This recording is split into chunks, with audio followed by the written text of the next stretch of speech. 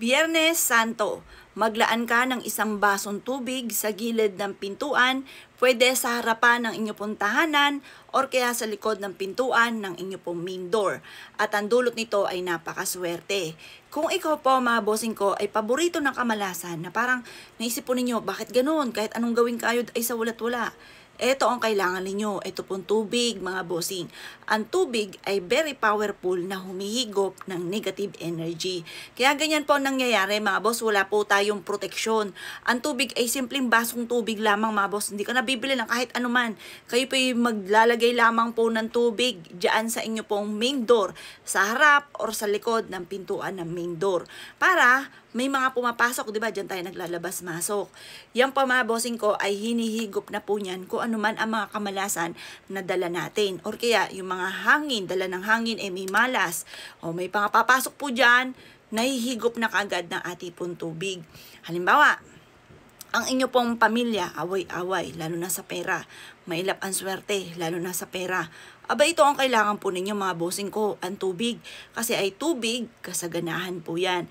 Very powerful po ito mga bossing ko na meron kang ganito. Basta i-maintain nyo lang ang linis ng tubig.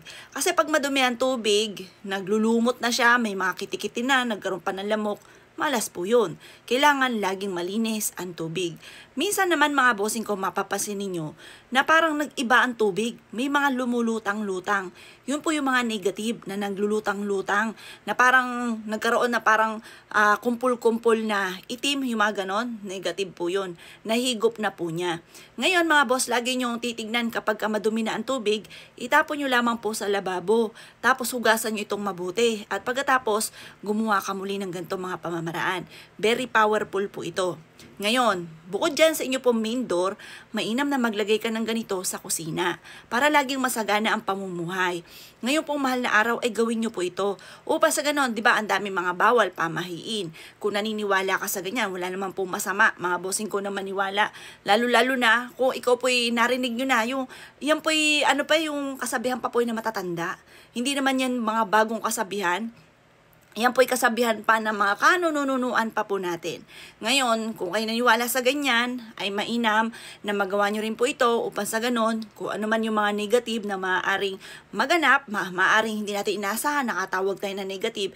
Diba sabi nga po nila, huwag kang magpapatugtog ng malakas dahil, di ba yung napapanood natin yung halimbawa, tumutugtog siya o maingay, yung mga zombie, yung mga malas, negatibo, napapansin tayo, parang ganon din po yan. Kaya pag nagpatugtog ka ng malakas, lalo na't mahal na araw, ay maaring puntahan ka ng mga negatibo. Ganun din mga bossing. Halimbawa, ikaw po ay nagpausok, yung mga ganyan. Yan po ay maaaring mapansin ka nila kasi may umuusok. Saan kayo umuusok na yun? Pupuntahan ganyan. Ngayon, in case man, para kayo po mga bossing kayo meron lang proteksyon.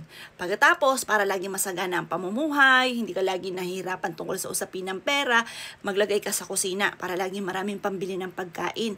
Napakaswerte nito sa kwarto ninyo. Habang kayo natutulog, meron kayong proteksyon. Hindi po kayo mga bossing ko kasi pag natutulog tayo, nagpapahinga yung diwa, yan po ay mas mabilis kakapit ang negative. Kaya minsan pagising natin, wala tayo sa mood, parang wala tayong gana, yung mga ganun, mainit ang ulo. Kasi nga po, maaaring may negative na kumapit sa inyo na wala kang proteksyon. Simpleng tubig lamang mga bossing ko. Mainam na subukan nyo po ito. Tapos, uugaliin ninyo ang pagsasalita ng mga magagandang salitain. At makakatulong po siya upang sa ganun, magaan yung dali na swerte. O siya mga bossing, kung gagawa ka ng ganitong mga pamamaraan, good luck po sa inyo po lahat.